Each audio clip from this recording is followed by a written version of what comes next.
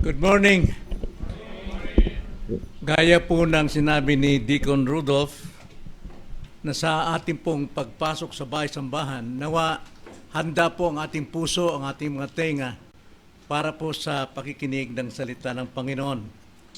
Ito po yung sentro ng ating pong pagsamba sa Diyos. At yun din ang hangarin ko ngayong umaga na nawa ating pakinggan at maigi ang salita ng Panginoon at iwasan natin na tayo po ay mabiktima ng anumang kalusko sa ating kapaligiran upang mawala ang ating pandinig at atensyon sa salita ng Panginoon, lalo na kung ang iyong pananampalataya ay ampaw, hugkang, wala pong laman. At ngayong umaga, ang pananampalataya po ay magkakaroon po at lilagyan ng Panginoon ng laman kung ating pong bibigyan ito ng matibay, mahigpit at sinserong pakikinig ng salita ng Panginoon. Nais ko pong kunin ang lahat ng inyong atensyon. Napakalaga po ito upang ang ating pananampalataya ay magkalaman. Sapagkat ang pananampalataya ay hindi po emosyon o damdamin, kundi ito'y batay sa katotohanan ng ating natanggap, naunawaan at ipinamumuhay. Buksan natin ang ating mga Biblia sa Romans chapter 11. Romans chapter 11, isang talata lang po ang ating babasahin, ngunit napapaloob dito ang nilalaman po ng pananampalatayang ating paninindigan. Ganito po ang sabi sa verse 36. Sapagkat mula sa Kanya, Romans 11:36. Sapagkat mula sa Kanya at sa pamamagitan niya at para sa Kanya ang lahat ng mga bagay. Sumakanya nawa ang kaluwalhatian magpakailanman. Amen. Now, ang isang talatang ito ay napapaluab natin ang isang paksa na napakahalaga. Ang paksa na si Kristo ang katuparan ng lahat. Si Kristo ang katuparan ng lahat, siya ang panimula, siya ang nilalaman, at siya ang katapusan ng lahat ng bagay. Tayo po ay dumulog sa panalangin, hingin natin ang kanyang gabay at pagpapala. Opo, Panginoon, salamat po sa iyong banal na Espiritu na siya po ang magko-convict ng aming puso sa pamamagitan ng mga salitang aming napapakinggan at naunawaan at nangoy matanggap upang ito'y aming maisabuhay. Salamat po ang mga salita ninyo'y tulad ng lampara ng aming pong mga paa at liwanag ng aming landas upang marating namin ang pinagmumulan ng liwanag na walang iba kundi si Jesucristo. Palaguin po ninyo ang aming pong pananampalataya ngayong umaga at hayaan niyo pong banal na Espiritu magbigay sa amin ng tama at liwanag na kaayusan ng pakikinig, higit sa lahat sa pangangaral at pagtuturo ng iyong salita na may malinaw na pananalita, malinaw na paksa, malinaw na pagpapaliwanag at malinaw na paglalapat sa aming pong mga buhay. Ito ang aming dalangin sa pangalan ng Panginoong Hesus. Amen. Nakita natin na ang paglikha ng Diyos sa buong sansinukob, Diyos ang nagpasimula, Diyos ang nagtatapos o ang magtapos. Pagdating po sa kaligtasan, Diyos din ang nagsimula at Diyos din ang magtatapos. Now, alam natin na ang kaligtasan natin ay nagmumula sa walang hanggan. At sa walang hanggan, tayo po'y kanyang tinawag. At nung tayo kanyang tinawag, tayo kanyang ipinanganak na muli. At sa kapanganakang muli, pinagkalooban tayo ng pagsisisi at pananampalataya. At dahil dyan, tayo po ay na-convert. At dahil sa ating conversion, tayo po ay inaring ganap. Justified. At dahil tayo po ay na-convert at na-justified, tayo'y inaring anak ng Diyos. Doon pa lamang. At dahil tayo mga anak ng Diyos, tayo ay kanyang binanal. At dahil tayo po'y kanyang binanal, tayo po ay makapagpapatuloy hanggang wakas. Ito'y kanyang gawa sa atin from the beginning unto the end. At tayo po'y hahantong sa glorification. At ang lahat ng ito ay isinasakatuparan kay Kristo from the start to the end. So ang talatang ating binasa ay naglalaman ng dakilang theological na pagpapatibay. Uulitin ko mga kapatid, na pagdating sa kaligtasan, Diyos ang nagpasimula, Diyos ang nagtakda ng lahat ng maaring maganap mula sa eternidad na isinasakatuparan ni Kristo at ito ay kailanmay hindi magbabago at mabibigo. Ito'y para kay Kristo at sa kapurihan ni Kristo. Now, aklat po ng Roma, alam natin ito'y sinulat ni Pablo upang kanyang patatagin ang Ebanghelyo. Nalaman natin sa mahaba pong diskurso na kanyang ginawa from chapter 1 to 11 na ang tao ay kapos sa kaluwalhatian ng Diyos sapagkat lahat ng tao ay makasalanan. At dito nakita natin na nagmalaki ang bayang Israel, ang pinili ng Diyos, na kung saan sa bandang kalagitnaan ay tumalikod sa Diyos. At ano po ang pagtalikod? Ano ang kahulugan ng pagtalikod ng Israel? Ito ba'y kabiguan sa plano ng Diyos? Hindi po. Sapagkat ito po ang paraan ng Diyos upang maabot tayong mga hintil sa kaligtasan. At nakita natin sa kalagitnaan po ng chapter 1 and 11, ang tungkol po sa kaligtasan. Ipinahayag ni Pablo rito ang kabuuan po ng Ebanghelyo. Kaya pagdating po sa chapter 11, verse 33 to 35, siya po'y sumabog sa pagpupuri dahil sa karunungan ng Diyos. Ngunit bago ang lahat, basahin muna natin ang Romans 11, verse 33 to 35, yung kanya pong pagpupuri dahil sa dakilang pagliligtas ng Diyos. Ganito ang pagkakasabi, o ang kalaliman ng mga kayamanan ng karunungan at ng kaalaman ng Diyos. Hindi masuri ang mga hatol niya at hindi masiyasat ang kanyang mga daan. Sapagat sinong nakakaalam ng pag-iisip ng Panginoon? O sino ang kanyang naging tagapayo? O sino ang makapagbibigay sa kanya at siya'y mababayaran? At dito, ibinigay ni Pablo ang konklusyon ng kanyang diskurso at ng kanyang pagpupuri. Sapagkat mula sa kanya at sa pamamagitan niya at para sa kanya ang lahat ng mga bagay, sumakanya nawa ang kaluwalhatian magpakailanman. Amen. So makikita natin na napakayaman po ang talatang ito na ating pong tatalakayin ngayong umaga. So, tinalakay dito ni Pablo ang pinakamahirap na sa theology, sa pag-aaral ng theology, kung paano nababagay ang Israel sa pagtubos o sa katubusan gayong sila'y tumalikod. Gaya ng sinabi ko, hindi po nagkataon, plano pa rin ng Panginoon at may layunin siya sapagkat sa pagtalikod ng mga Israelita ay nakarating sa atin ang biyayang kaligtasan na tayong mga hintil. So matapos pong masusing pagpapaliwanag ni Pablo, siya po ay talagang nagpuri sa kaluwalhatian ng Diyos at ito ang tugatog ng pagpupuring ito. Sa verse 33 to 35, kaya ang kahulugan po ng verse 36, ito yung totoong dapat nating bigyang halaga. Sapagkat ang paalala ng Romans 11:36, sa lahat ng plano ay perpekto at perpekto itong natutupad. Now, titignan natin ang talatang ito, natutupad o matutupad ang lahat ng plano ng Diyos sa paglikha at plano sa kaligtasan dahil ang lahat ng bagay ay patungo kay Jesucristo. At tignan natin ito sa 3 kabanata. 3 tatlong kabanata na patungo kay Kristo.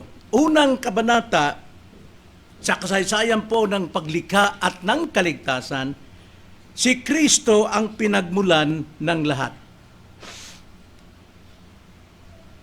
Unang kabanata, si Kristo ang pinagmulan ng lahat.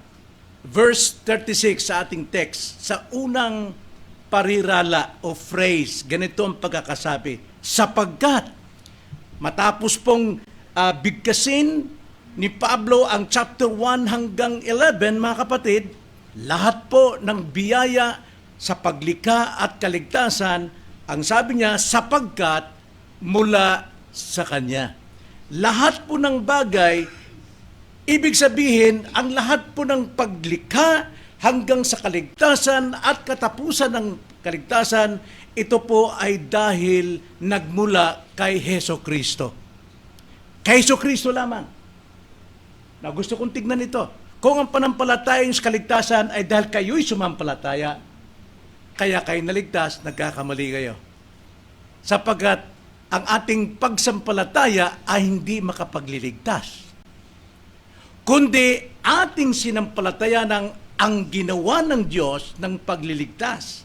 Kaya tayo maliligtas dahil sa ginawa ng Diyos, simula sa walang hanggan, pasimula, at hanggang katapusan. Kaya sabi, sapagkat mula sa Kanya. Meaning to say, lahat ng bagay, ng paglikha, ng mga nilikha, ng kaligtasan, ng pagpapakabanal, at glorification ay nagmumula lamang sa Kanya. Yung salitang mula sa Kanya, tumutukoy ito sa Diyos at kay Kristo, sapagkat si Kristo po ay bahagi sa persona ng banal na Trinidad. Tignan niyo ang pagkakasabi sa verse 1 ng John, ay chapter 1 ng John, pagdating po sa paglikha, lalo na pagdating sa kaligtasan. Pakinggan po ninyo ito upang magkalaman ng ating pananampalataya. John 1:3. Basahin muna natin ang immediate context, verse 1 hanggang 3. Ganito po ang pagkakasabi. Sa simula ay ang salita. At alam natin ang salita si Hesus Kristo. At ang salita ay kasama ng Diyos. At ang salita ay Diyos. Sa simula ay kasama na siya ng Diyos. Verse 3. Lahat ng mga bagay ay ginawa sa pamamagitan niya. Lahat ng mga bagay ginawa o nilikha sa pamamagitan ni Kristo. Kung wala siya, hindi nagawa ang anumang bagay na ginawa. Kung wala si Jesus, lahat ng bagay, anumang bagay, wala kung wala si Hesus Kristo. Nakita nyo? Si Kristo ang pinagmulan ng lahat at siya ang gumawa ng lahat. Isa pang talata, mga kapatid, Colossians 1:16. Ganito po ang pagkakasabi, na si Hesus Kristo ang pinagmulan ng lahat. Sapagkat sa pamamagitan niya, kay Kristo, nilalang ang lahat ng mga bagay sa langit at sa lupa, ang mga bagay na nakikita at ang mga bagay na hindi nakikita, maging mga trono o mga pagkapanginoon, maging mga pinuno o mga may kapangyarihan. Lahat ng mga bagay ay nilalang sa pamamagitan niya at para sa Kanya. So ang unang bahagi po sa paglikha at sa kaligtasan, lahat pinagmulan ay si Kristo. Si Kristo bilang bahagi ng banal na Trinidad. Kaya lahat ng buhay, ng lahat ng bagay ay nagmumula kay Jesus. Nagmumula kay Kristo. Siya ang pinagmulan, siya ang gumawa, lumikha, at siya ang tatanggap ng lahat ng kapurihan. John 1:4, ganito po ang pagkakasabi sa ating teksto, simula sa verse 1, sa simula ay ang salita'y kasama ng Diyos at ang Diyos ay ang salita at walang bagay na nalikha kung hindi sa pamamagitan niya. Kaya pagdating sa verse 4, nasa Kanya ang buhay at ang buhay na siyang ilaw ng mga tao. Lahat po ng bagay sa mundong ito nagkaroon ng buhay dahil kay Kristo. At lahat ng tao nagkaroon tayo ng buhay dahil kay Kristo sa paglikha pa lamang. At tayo rin po ay nagkaroon ng bagong buhay dahil kay Hesus Kristo. Kaya nga po ang ating buhay, ang ating kaligtasan, ang ating espiritual na pag-iral ay nagmulang lahat kay Kristo. Siyang pinagmulan ng bagong buhay.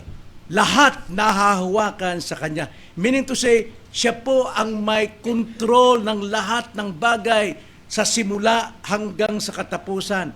Ang layunin ng Diyos, ang itinakda ng Diyos na kaligtasan, kailangang ito'y likhain ang mundo upang ito'y pamamahala ni Kristo. Kaya nga mga kapatid, ang sabi po sa Colossians 1:17, siya mismo ay una sa lahat ng mga bagay at ang lahat ng mga bagay ay nahahawakang sama-sama niya.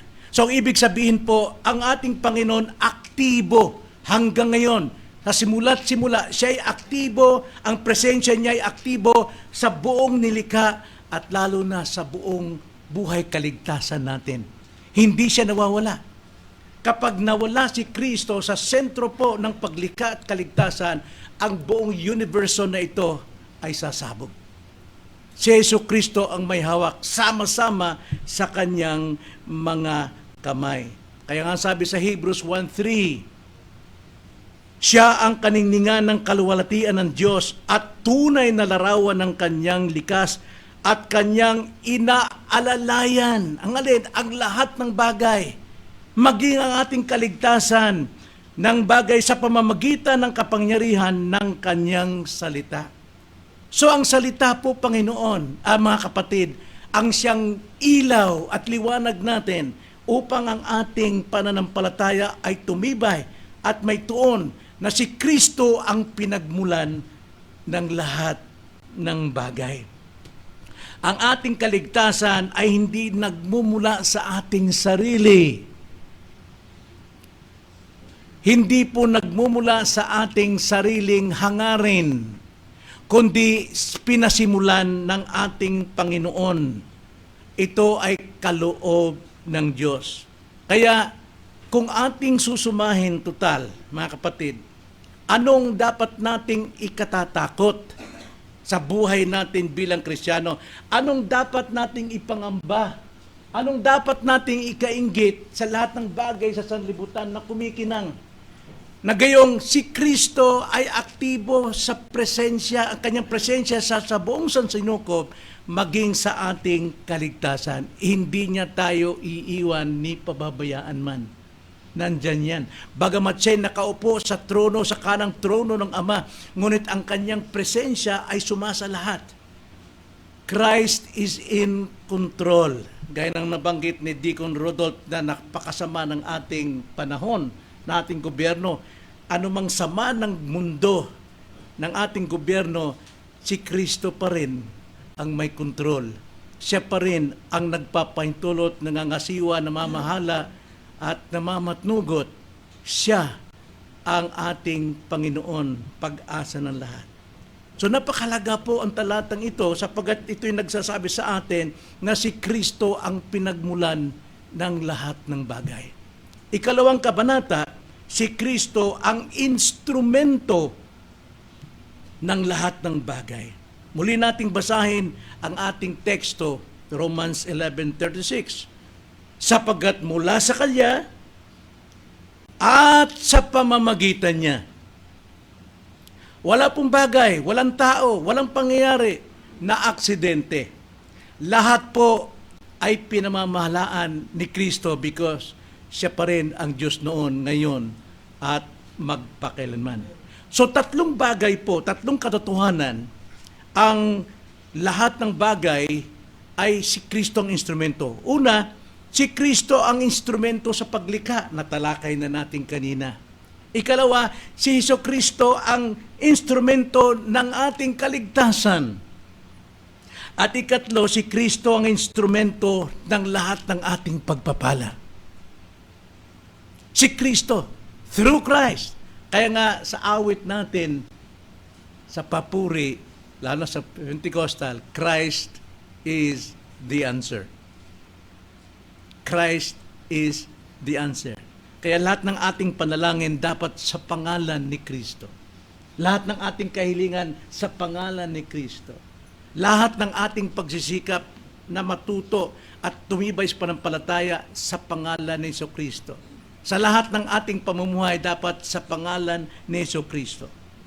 Si Kristo una ang instrumento na ginamit ng Diyos upang isakatuparan ang kanyang paglikha. Muli nating basahin, huwag nating kasawaan ang Colossians John 1:3. Ganito pong sabi sa John 1:3, lahat ng mga bagay ay ginawa sa pamamagitan niya at kung wala siya, ay hindi nagawa ang anumang bagay na ginawa. Kung wala si Kristo, hindi nagawa ang anumang bagay na nagawa. Hindi nalikha ang anumang bagay na nalikha. Colossians 1:16, ganito pong pagkakasabi, sapagkat sa pamamagitan niya nilalang ang lahat ng mga bagay sa langit at sa lupa, ang mga bagay na nakikita at mga bagay na hindi nakikita, maging mga trono o mga pagkapanginoon, maging mga pinuno o mga may kapangyarihan, lahat ng mga bagay ay nilalang sa pamamagitan niya at para sa Kanya.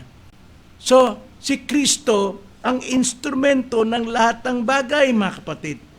Ikalawa, si Kristo ang instrumento ng kaligtasan.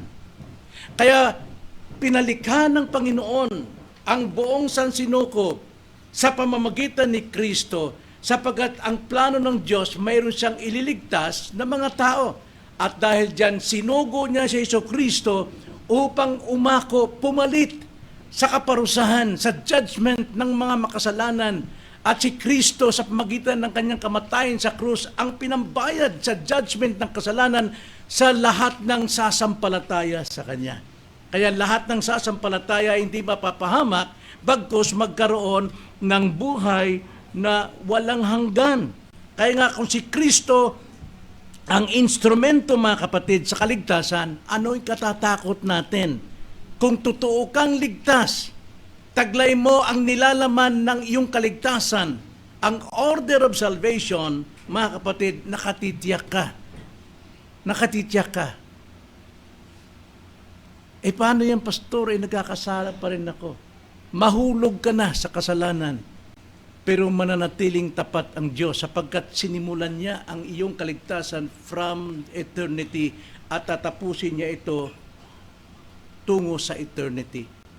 Sino ang maaring humadlang sa kalooban ng Diyos? Wala po. Kaya huwag tayong matakot, manumbalik at sumamba sa Diyos sapagkat anumang nagagawa nating kasalanan, walang kasalanang hindi kayang tabunan ng kanyang biyaya o ng kanyang kapatawaran.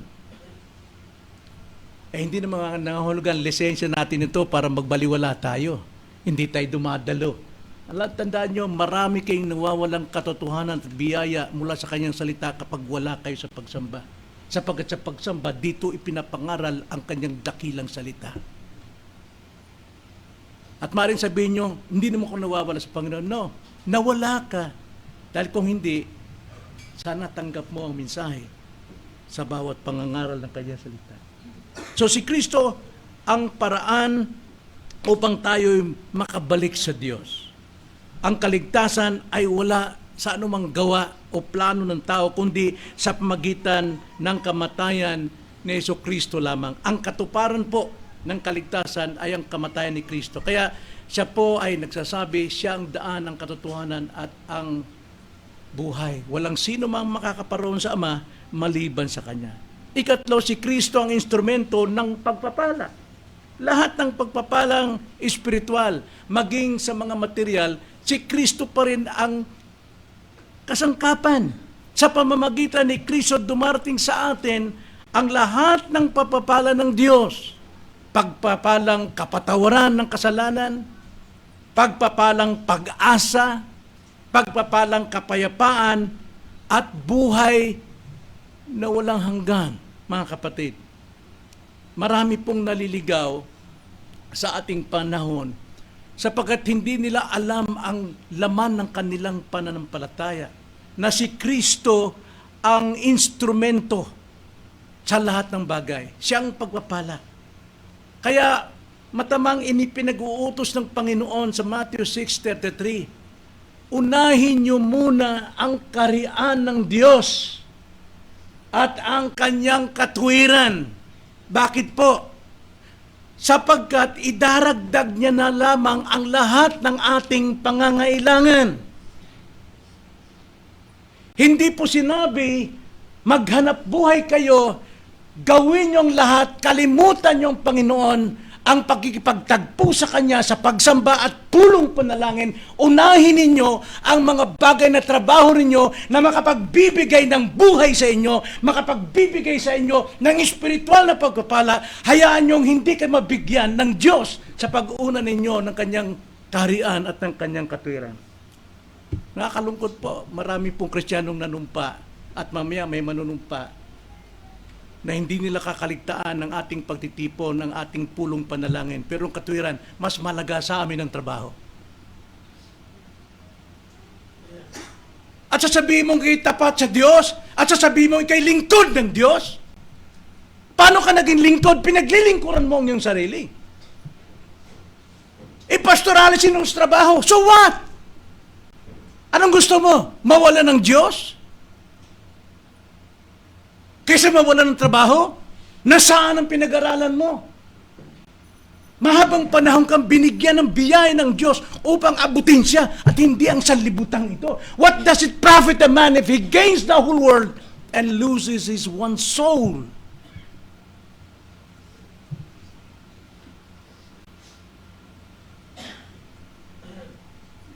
Kaya nga, kung si Kristo ang instrumento ng lahat ng pagpapala, then seek God. Seek His kingdom and His righteousness. Madaling sabihin niyan, Pastor, kasi wala kang trabaho. Madaling ang sabihin, dahil wala akong trabaho. Pero mahirap ipaabot sa inyong kalooban ng Diyos, na itong kalooban ng Diyos. Naunahin natin ang Kanyang kaharian at ang Kanyang katuwiran. Hindi katuwiran ng mundo. Hindi katuwiran ng tao. Anong silbi ng sinabi ni Pablo? Sapagat sa Kanya, sa pamamagitan niya at para sa Kanya ang lahat ng kaluwalhatian.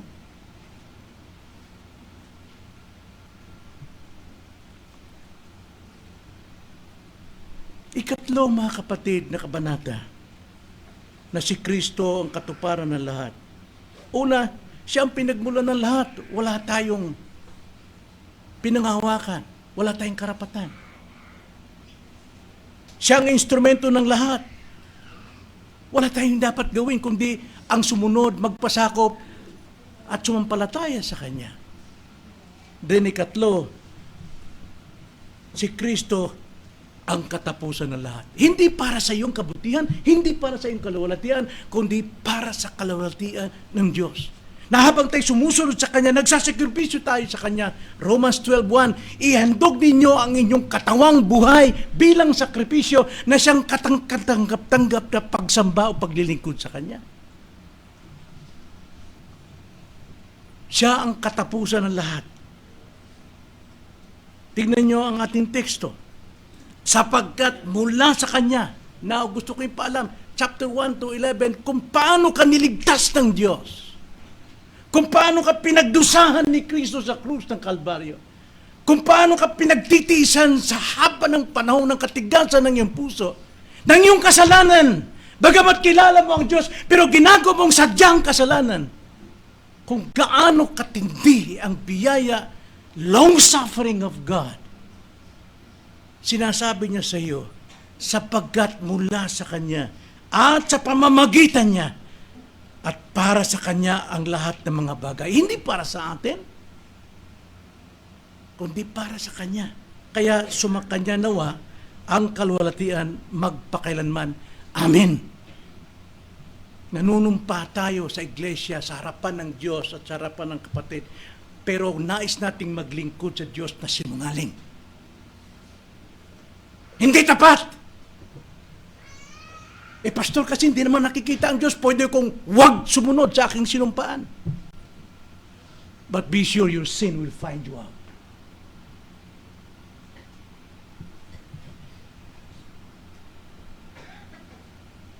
Lahat po ay para kay Kristo. Ang huling layunin, lahat ng bagay ay nilikha lamang, hindi lamang sa Kanya at sa pamamagitan niya, kundi para sa Kanya rin, sa Kanyang kaluwalhatian. So ang ultimong layunin ng paglikha ay ang kaluwalhatian ni Kristo.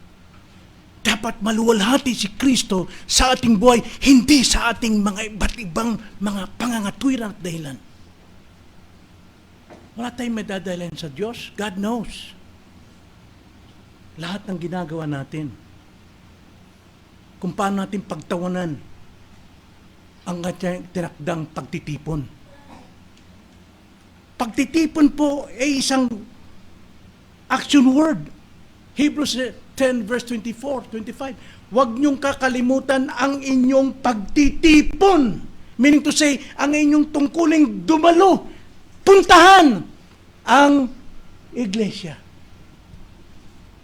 That is verb. Action.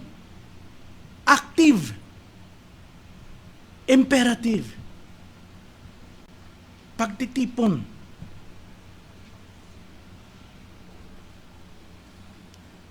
Ay para sa kaluwalhatian ng Diyos. Ang ating buhay, ang ating talento, pinag-aralan nating kaalaman, ang ating paglilingkod, ang lahat ay dapat maibalik kay Kristo. Dapat maibalik kay Kristo.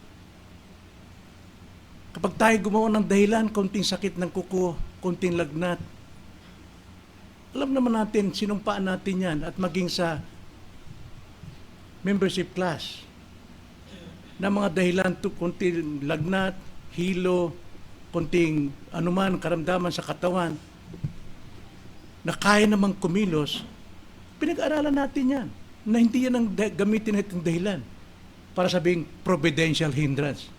Ang providential hindrance, alam naman natin, dalawa lang. Acts of mercy and necessity. Pero yung konting dahilan lang, kaya mo naman tumayo, kaya mo naman lumakad. May magagawa ka naman para wag nating ibulan lang ang ating problema sa harapan ng kongregasyon. Kailangan natin ng fellowship. Sapagkat ito'y tinakda ng Diyos, dito tayo napapalakas, maliban sa salita, na makapagbibigay ng ating kalakasan espiritual, lalo na ang ating pong fellowship. Ito po'y nakapagbibigay sa atin. Haligi natin ito, 4 na haligi. Karamihan dito, 3 haligi lang yung pinamumuhay at sabihin lang tapat sila sa Diyos. At sabihin nilang sila ay naglilingkod sa Diyos. Maaring sila po ay nasa biblical doctrines, doctrines of the apostles, fellowship of the brethren, breaking of bread. Pero walang prayer meeting. Laging kakaunti ang prayer meeting na narito. At nagpapasalamat ako doon sa walang humpay na dumadalo upang ipanalangin kayo na hindi dumadalo.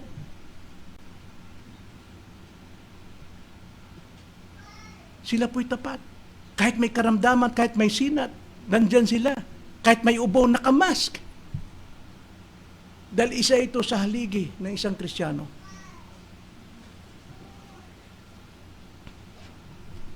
Dapat lahat ay ibalik sa Kanya. At inantay natin ang pagbabalik ni Kristo, ang katapusan ng ating mga paghihirap. At ito ang ating pong katapusan ng kasaysayan, kung kailan ang lahat ng bagay ay isa sa ilalim sa Kanyang kapangyarihan.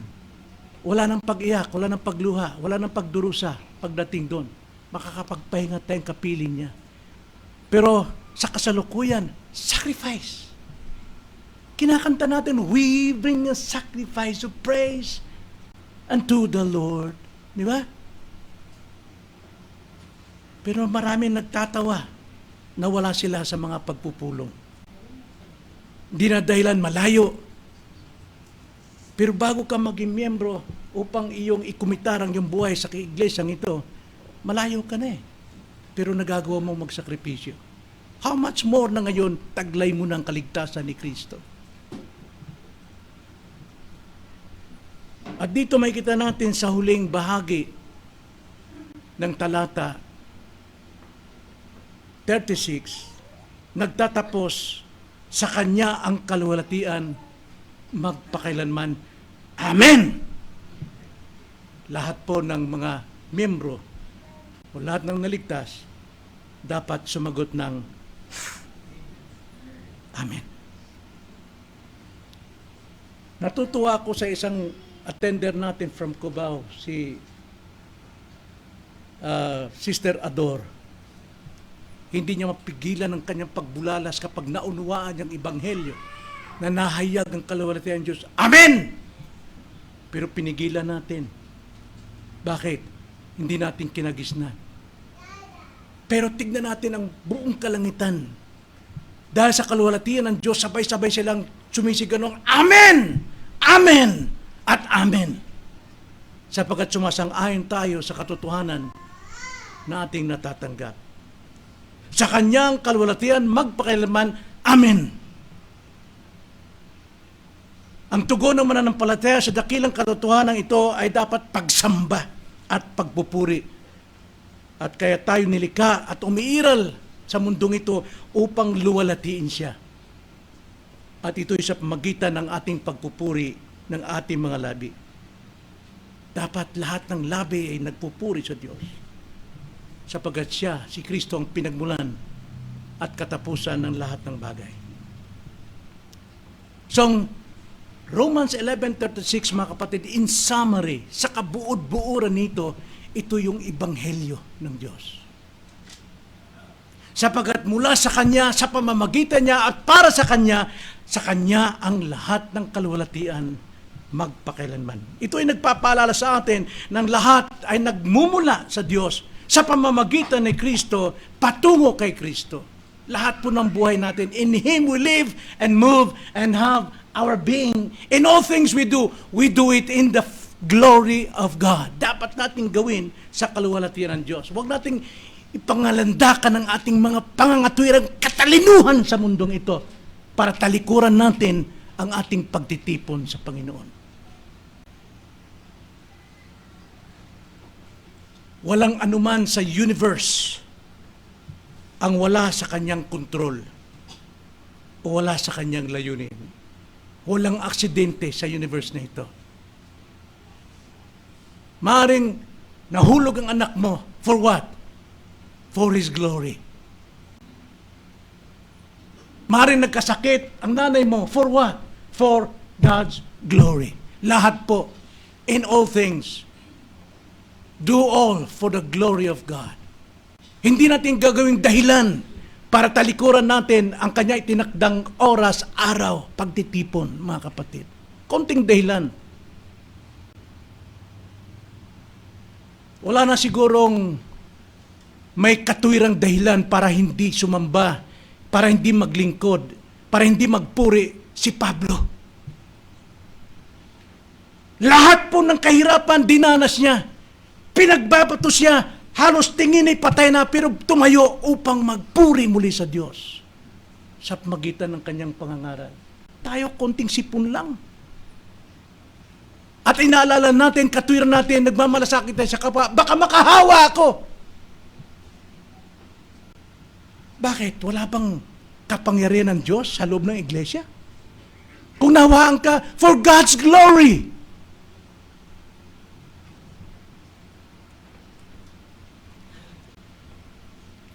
Kaya nga, wala pong laman, pangyayari sa universe na ito na wala sa kontrol ng ating Panginoong Jesucristo. Ang tanong ko sa iyo, ito bang nilalaman ng iyong pananampalataya?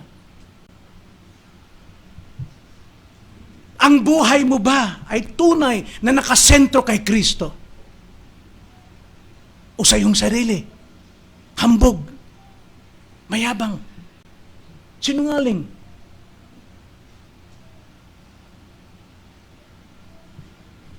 Iniisip mo ba na iyong buhay ay para kay Kristo o para sa sarili lamang? Kaya nananawagan po ang salita ng Diyos sa ating kalagitnaan ngayon kung ating inuunawa ang mensahe. Hayaan nating ang katotohanan ito ang maging pundasyon ng ating pananampalataya. Ang iyong pananampalataya. Mamuhay tayo na kinikilala si Kristo bilang ating simula, ating nilalaman, at ang ating katapusan. Nawa sa mga susunod ng araw, ang Diyos, si Kristo, ang naluluwalhati sa ating mga buhay at hindi ang ating mga sarili. Sapagat itong dahilan ng ating pagsamba sa Kanya by offering our bodies as a living sacrifice to Him. Pastor, masyado kang legalismo. Hindi ako legalismo sapagkat yan ang tinuturo ng banal na kasulatan.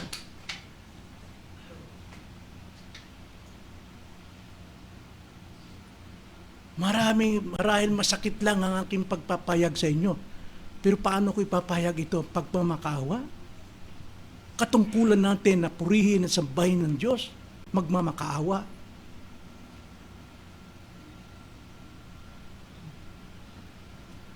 Gawin natin ng buong puso para sa kalwalatian ng ating Panginoon magpakailanman.